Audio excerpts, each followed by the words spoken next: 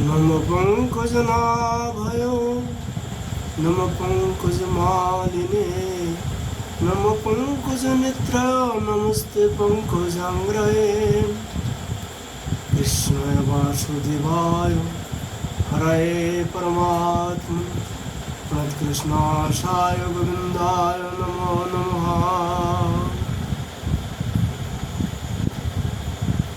पंचम स्कंद में पंचम अध्याय में भागवत जी में ऋषभ देव भगवान का अष्टम अवतार है। सुबह उन्होंने अपना पुत्र को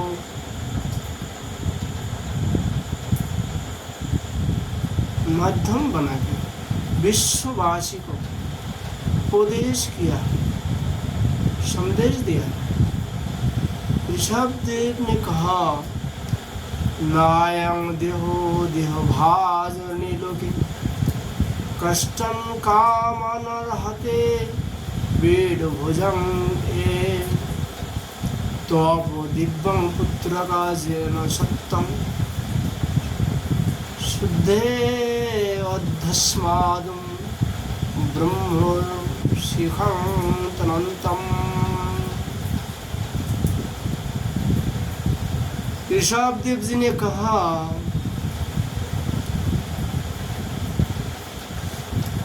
पुत्रों, इस सत्यलोक में यह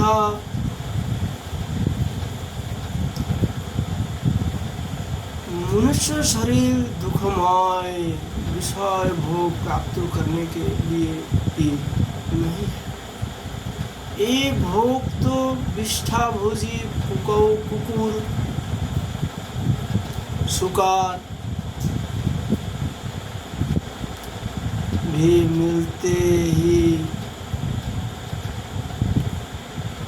ये भोग तो विष्ठा भोजी सुकार कुकुर आदि को भी मिलती है। इस शरीर से दिव्य तप ही करना चाहिए जिससे अंतःकरण शुद्ध हो, क्योंकि इसी से अनंत ब्रह्म आनंदों की प्राप्ति होती है। शास्त्र ने महापुरुष की सेवा की मुक्ति का और स्त्री संगों की कामियों के संगों को नरक का द्वार बताया है। ये केवल सन्यासी के लिए है ये उपदेश। जो जैसा आदमी वैसे ही दोनों का भाषा व्यवहार भी होता है। ऋषभ देव जिस समय ये उपदेश किया था उस समय उन्होंने राजपाट परित्याग कर संन्यास ग्रहण किया था।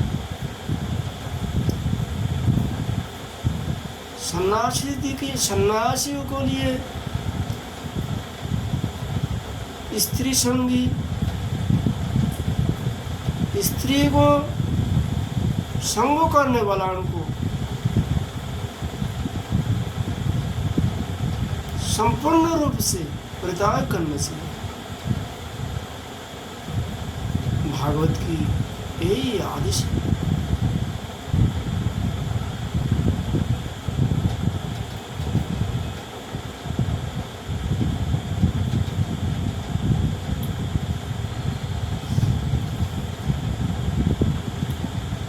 स्त्री संग और स्त्री को संगी का संग नरक का द्वार बताया है भगवत जी ने। इसमें जिस प्रकार मनुष्य को संसार में दुख देते हैं, अन्य किसी भी संग से इतना दुख नहीं है।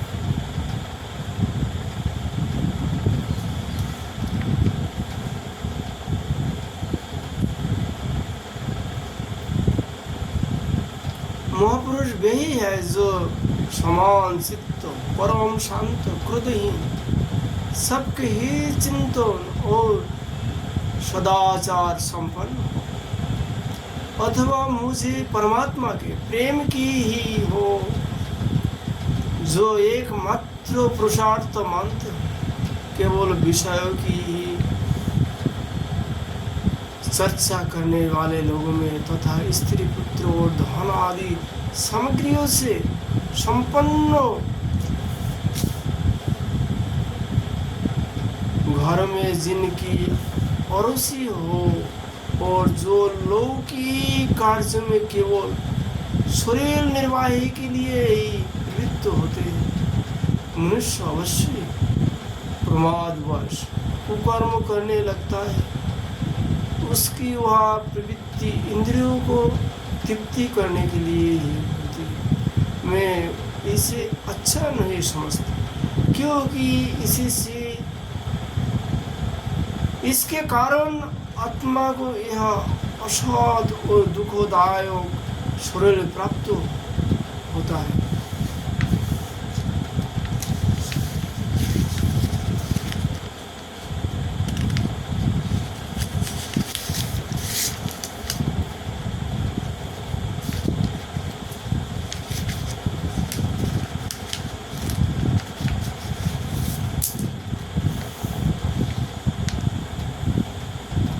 जब तक जीव को आत्म तत्व की जिज्ञासा नहीं होती, तभी तक अज्ञानवश देह आदि के द्वारा उसका स्वरूप छिपा रहता है। जब तक यह लौकिक वैदिक कर्म में फंसा रहता है, तब तक मन में कर्मों की वासनाएं बनी ही रहती है और इनमें से देह बंधन की प्राप्ति होती है। इस प्रकार अविद्या के द्वारा आत्मस्वरूप के भाग जाने से कर्म वासनाओं के वशीभूत हुआ चित्त मनुष्य को फिर कर्म में ही प्रवृत्त करता है। अतः जब तक उसको मूल वासुदेव में प्राप्ति नहीं होती, तब तक वह देह बंधन से छूट नहीं सकता। स्वार्थ में पागल जीव जब तक विवेक दृष्टि का आश्रय लेकर इंद्रियों की शिष्टाओं के मिथ्या नहीं देखता, तब तक आत्मस्वरूप की स्मृति खो बैठने के कारण वह अज्ञानवश विषय प्रदान गृह आदियों में आसक्त रहता है और तरह तरह के क्लेश उठाता रहता है। स्त्री और पुरुष इन दोनों का जो परस्पर दाम्पत्य भाव है, इसी को पंडित जान उनके हृदय की दुष्य स्थूल एवं दुर्विद्ध ग्रंथि कहते हैं। देहाभिमानी रूपी एक एक सूक्ष्म ग्रंथि तो उनमें अलग अलग पहले से ही है। इसी के कारण जीव को देह इंद्रिय आदि के अतिरिक्त घर, खेत, पुत्र, स्वजन और धन आदि में भी मैं और मेरेपन का मोह हो जाता है। जिस समय कर्म वासनाओं के कारण पूरी हुई उसकी यह दृढ़ हृदय ग्रंथि ढली हो जाती है, उसी समय यह दाम्पत्य भाव से निवृत्त हो जाता है और संसार के हेतुभूत अहंकार को त्याग कर सब प्रकार के बंधन से मुक्त हो परम पद प्राप्त कर लेता है।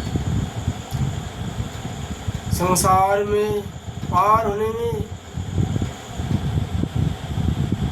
कुशल तथा धैर्य उद्दाम शतगुण विशिष्ट पुरुष को चाहिए कि सबके आत्मा और गुरु स्वरूप मुझ भगवान में भक्ति भाव रहने से, मेरे परायण रहने से, तीर्ण के त्याग से, सुख दुख आदि द्वंद्व के सहने से जीवन को सभी दुनियों में दुख ही उठाना पड़ता है। इस विचार से तत्व विज्ञान तत्व जिज्ञासा से, तप से, सकाम कर्मों के त्याग से, मेरे ही लिए कर्म करने से, मेरी कथाओं का नित्य प्रति श्रवण करने से, मेरे भक्तों के संग और मेरे गुणों के कीर्तन से, वैराग्य त्याग से, समता से, शांति से और शरीर तथा घर आदि में मेरेपन के त्यागने की इच्छा से अध्यात्म शास्त्र के अनुशीलन से, एकांत सेवन से, प्राण इंद्रिय और मन के संयम से, शास्त्र और सतपुरुष के वचन से, यथार्थ बुद्धि रखने से, पूर्ण ब्रह्मचर्य से, कर्तव्य कर्मों में निरंतर सावधान रहने से, वाणी के संयम से, सर्वत्र मेरे ही सत्ता देखने से, अनुभव ज्ञान से, तत्व विचार से और योग साधन से अहंकार रूप अपने लिंग शरीर को लीन कर दियो। मनुष्य विषय की यह सावधान रहकर अविद्या से प्राप्त इस हृदय ग्रंथि और बंधन को शास्त्रोक्त रीति से इन साधनों के द्वारा भली भांति काट डाले, क्योंकि यही कर्म संस्कार के रहने का स्थान है। तदंत साधनाओं का भी परित्याग कर दे। जिसका मेरे लोक की इच्छा हो अथवा जो मेरे अनुग्रह की प्राप्ति को मैं परम पुरुषार्थ मानता हूँ। महाराजा हो तो अपने अवध प्रजा को, गुरु अपने शिष्य को और पिता अपने पुत्र को ऐसी ही शिक्षा दे। अज्ञान के कारण यदि वे उस शिक्षा के अनुसार ना चलकर कर्मों को ही परम पुरुषार्थ मानते रहे तो भी उन पर क्रोध ना करें। उनमें समझा बुझाकर कर्मों में प्रवृत्ति ना होने दे। उनमें विषय युक्त कर्मों में लगाना तो ऐसा ही है जैसे किसी अंधे मनुष्य को जानबूझकर गड्ढे में ढकेल देता है। इसी से भला किस पुरुषार्थों को सिद्धि हो सकता है? अपना सच्चा कल्याण किस बात में है, इसको लोग नहीं जानते। इसी से वे तरह तरह की भोग कामनाओं में फंसकर तुच्छ क्षणिक सुख के लिए आपस में बैर ठान लेते हैं और निरंतर विषय भोग के लिए ही प्रयत्न करते रहते हैं। वे मूर्ख इस बात पर कुछ भी विचार नहीं करते कि इस वेद विरुद्ध के कारण नरक आदि अनंत घोर दुख को प्राप्ति हुई। गर्भ में गिरने के लिए उल्टे रास्ते से जाते हैं।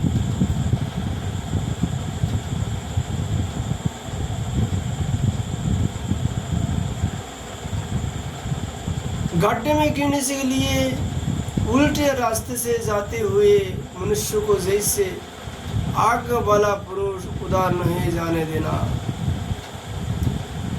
वैसे ही अज्ञानी मनुष्य को अविद्या में फंसकर दुखों को और जाते देखकर कौन ऐसा दयालु और ज्ञानी पुरुष होगा जो जानबूझकर भी उसे हाँ पर जाने के लिए प्रेरणा करे।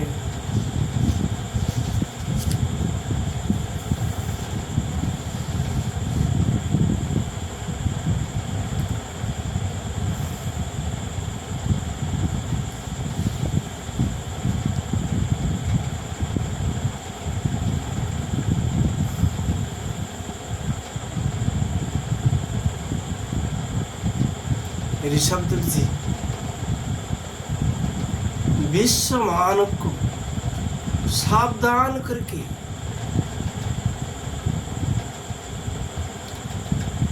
एक गंभीर बात बताया है। गुरु कौन है, माता पिता कौन है, भाई बंधु कुटुंब परिवार कौन है,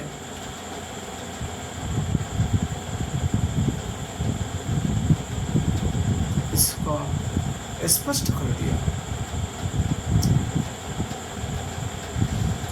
गुरु न सत सजन न सत पिता न सत जननी न सत दैवं न तत्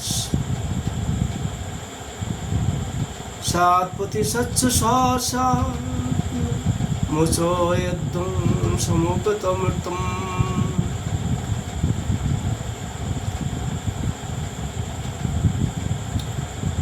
उन्होंने कहा जो अपने प्रिय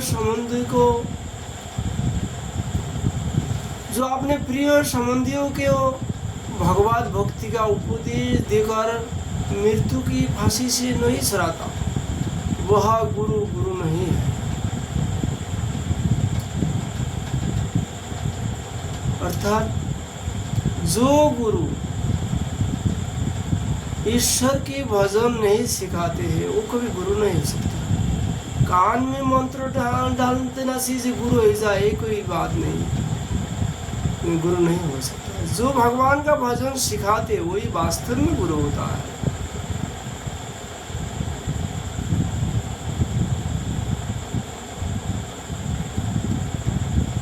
विषय और अलग चर्चा करूँगा।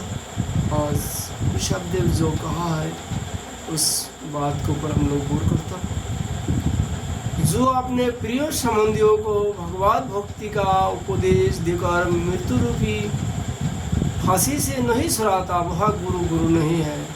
स्वजन नहीं है, पिता नहीं है, माता नहीं है, इष्ट देव नहीं है और पोती नहीं है। आप लोग को सवाल हो सकता है ऐसे कौन सा मनुष्य होगा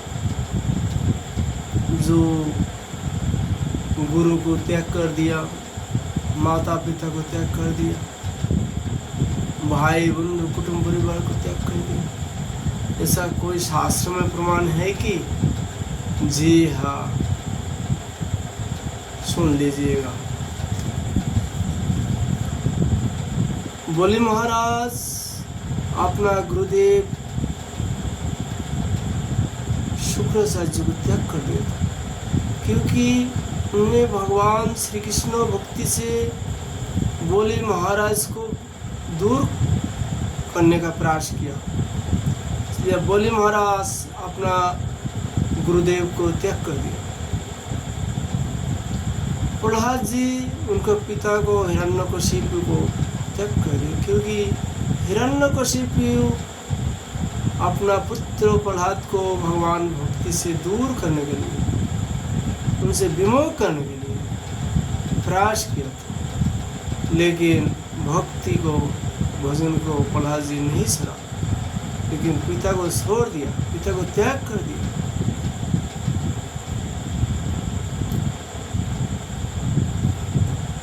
भरत जी ने अपना माता को त्याग कर दिया, क्योंकि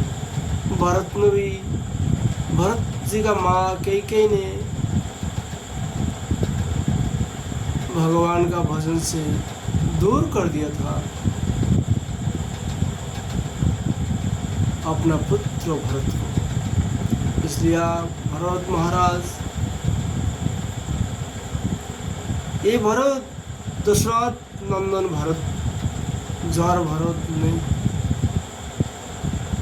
दशरथ नंदन भरत, उन्होंने अपना माता को त्याग कर दिया, क्योंकि उनका माँ ने भगवत भक्ति से दूर करने का प्रयास किया है।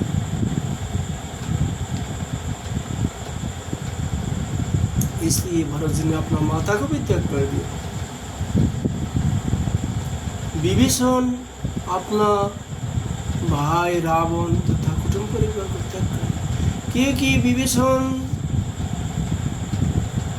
देखा इनका कुटुंब परिवार, भाई, सागा संबंधी सभी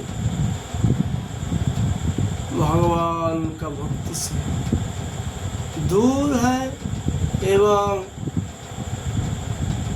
विभीषण को भी दूर करने का प्रयास किया।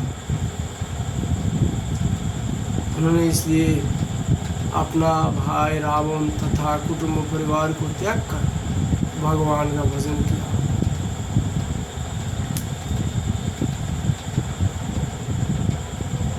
स्त्रियां, मथुरा का जो जागतिक ब्राह्मण था, ऋतिक ब्राह्मण जिसको कहते पुरोहित, ये ब्राह्मण लोग को त्याग किया था उनका पत्नियों ने, क्योंकि ये ब्राह्मण ने अपना पत्नियों को भगवान भक्ति से दूर करने का प्रयास किया था। इसलिए मथुरावासी ब्राह्मण का पत्नियों ने भगवान का भजन करने के लिए अपना पति को त्याग दिया था।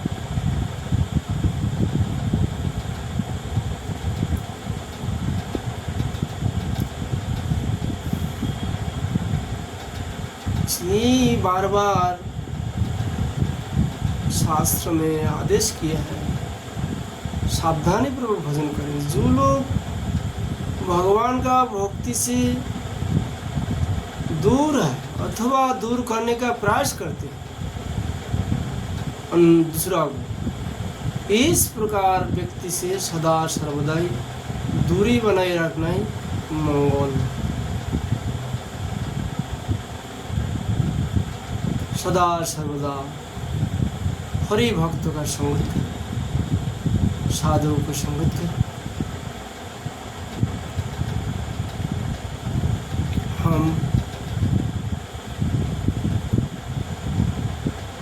अपना जीवन की थोड़ी सी बात आप लोग से चर्चा करने चाहता हूँ। केवल हम एक ही चीज बचपन में ढूंढता था, साधु महात्मा कैसा भजन करता है। इसलिए पूरा भारत को, चारों धाम को,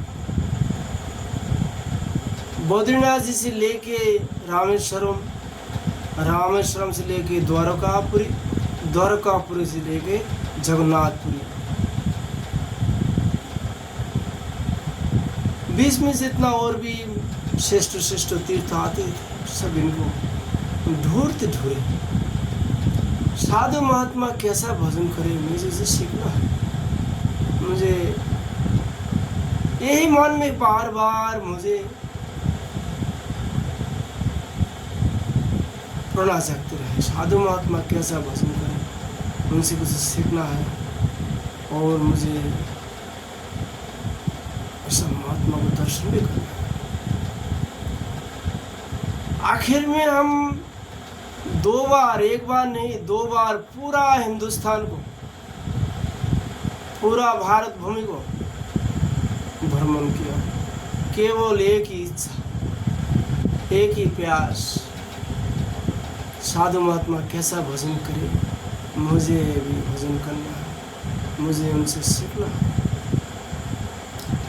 आखिर में मैं निष्कर्ष में आया हूँ, अनुभव हुआ है मेरा जे वास्तव के रूप में कृष्ण प्राप्ति व ईश्वर प्राप्ति के लिए जो अनुरागी भक्तों केवल ब्रज में मिलते हैं। दूसरा धाम में, दूसरा जगह में रह सकता है, लेकिन मुझे अनुभव हुआ नहीं। हो सकता है विराट कठिन दर्शन करना। ब्रज में तो सदा सर्वदा अपना आप लोग दर्शन करेंगे। यहाँ बहुत अनुरागी भक्त है जो केवल ईश्वर की प्राप्ति लालसा जीवन भर बचपन से लेकर वृद्धावस्था तक आएगी। कब ईश्वर को दर्शन मुझे मिलेगा, इस आश लेके हरे कृष्ण कृष्ण कृष्ण हरे हरे, हरे राम राम राम हरे हरे, इस मंत्र को सदा सर्वदा करें। हे हरि आप कहाँ हो, इसका भावार्थ हो सरल भाषा में इस हरे कृष्ण महामंत्र। हे हरि आप कहाँ हो, दर्शन दीजिए। आप कहाँ हो प्रभु, हे राधा माधव आप कहाँ हो, आप हमें दर्शन दीजिएगा। ये मंत्र की निस्वर है मंत्र। ये शब्द ही दिन रात अनुरागी भक्तों का मन में है। देखना से अनुभव नहीं हो सकता, उनका गहरा से काफी दिन तक उनका संगत करना पड़ेगा तो आपको समझ में आवे। हाँ ईश्वर की प्राप्ति इनको एकमात्र इच्छा। हम बचपन की मेरी बात है, मैं बचपन में साहब ब्रज में 108 पहले परिक्रमा में था सूरज को। केवल मैंने यही ज़्यादा ही मेरे इच्छा यही था, महात्मा किस तरीके से भजन करना है, मुझे ऐसे करना है। ईश्वर की प्राप्ति के लिए इनको कैसा तपस्या कर रहा है, लोग कैसा भजन कर रहा है, इसको मुझे जानना है और मुझे ईश्वर प्राप्ति करना है। प्राचीन महात्मा के पास जाते, उस समय बहुत प्राचीन महात्मा था ब्रज में, 100 वर्ष के आयु की बहुत लोग था। आज ये लोग गोलोक धाम प्राप्ति हुआ है, लेकिन ये लोगों को सान्निध्य मैंने लाभ किया हो, उनको दर्शन मुझे मिला है। उन्होंने हमें देख के एक ही बात में आशीर्वाद दिया करते थे, तुम भजन करोगे, तुम्हारे भजन होगा, ये मेरा आशीर्वाद है। इस बात को मुझे देख के बताई दिया करते थे। और इस प्रसंग आप लोग से और भी थोड़ा सा मैं चर्चा करना चाहता हूँ। एक बंगाल के एक महात्मा था, उन्होंने आप क्या किया हो पहले ये भी उन्होंने जानते थे, अभी क्या हो रहा है आपका मन में चल रहा है ये भी जानते थे, और आगे क्या होने वाला है ये भी जानते थे। इस महात्मा को मैंने आज करीब 40 साल पहले कलकत्ता में गया था और उनको दर्शन किया हूँ। उन्होंने मेरे जीवन में अभी तक जो कुछ उतर रहा है, जो कुछ हो रहा है, इस सभी कुछ बताया करते थे, लेकिन जो कुछ घटना हुआ नहीं है ये कोई बताएगा तो गौर कम होता है, क्योंकि क्या सही बता रहा है ना गलत बता रहा है। इस बात को जब प्रैक्टिकल में जब घटना घटे तब महसूस होता है, भाई उसने जो कुछ कहा है सही है। तो उन्होंने दुनिया से आज चले गए, लेकिन उन्होंने जो कुछ कहा है सही निकाला है। तो उन्होंने एक बार उनको अंतर्धान की कुछ दिन पहले ब्रज में आया था, मैंने उनसे मिला वृंदावन जाकर। उन्होंने मेरे को पकड़ के खूब रोए और हमसे कहा, जानकारी में और अनजानकारी में किसी भी प्रकार कोई भी गलती हुआ तो माफ़ कर दे। इस बोलकर उन्होंने खूब रोने लगे और मुझे ये भी कहा गया, तुम ईश्वर की प्राप्ति करोगे साक्षात, उसके बाद में दुनिया से जाओगे। थोड़ा इस विषय में और एक थोड़ा आप लोग से चर्चा करना चाहता हूँ। उन्होंने भूत भविष्य वर्तमान तीनों को जानता था। उन्होंने उस समय मुझे बता रहे थे 40 आश्रम है बंगाल में और 10 लाख शिष्य है।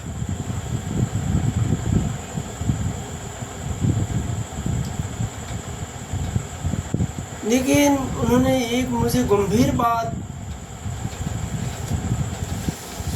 उनको जो मन की बात है वो मुझे बताया गया। उन्होंने कहा, मेरे को लोग सिद्ध महात्मा मानते हैं, व कोई हमें भगवान भी मानता है, लेकिन ना हम कोई सिद्ध महात्मा हो, ना मैं कोई भगवान हूँ। लेकिन मेरे पास एक वैज्ञानिक शक्ति है, उस आधार पर मैं वर्तमान भविष्य और भूत तीनों को जानता हूँ। उस मनुष्य को देखना से, लेकिन ये ईश्वर की प्राप्ति का कोई लक्षण नहीं है। भजन का आगे भूत भविष्य वर्तमान बताने वाला वो दो करी का माना जाएगा। आप लोग आप लोग भजन कर रहा है, आप लोग को सामने ये सब लोग दो करी का है। उन्होंने अपना मुख से मुझे बताया था। उन्होंने बताया कि ये कोई सिद्धि नहीं है, ये एक विद्या है। इसलिए आप लोग से मैं आज 40 साल पुरानी बात को आप लोगों को सामने चर्चा करने के इसलिए आया हूँ कि लोग भूत भविष्य वर्तमान बताते हैं, लाखों सैकड़ों को भीड़ हो जाते हैं, लेकिन उन लोगों के पास भजन नहीं है। भजन है आपका पास। यदि आप हरदम भजन करेंगे तो आपका निकट है भगवान, उनका निकट नहीं है। क्योंकि उस महात्मा मुझे स्पष्ट करके बताया था, जिन ये एक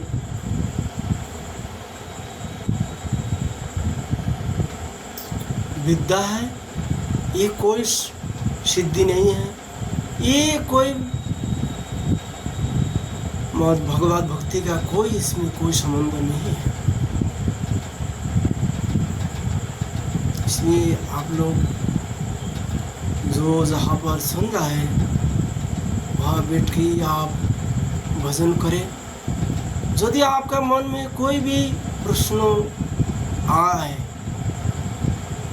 तो आप लोग भागवत रोज पाठ करिए, अध्ययन करिएगा। आपके सारे प्रश्नों का सवाल अपना आपका अंदर में जो कुछ भी प्रश्न है उसका उत्तर देंगे भगवत जी।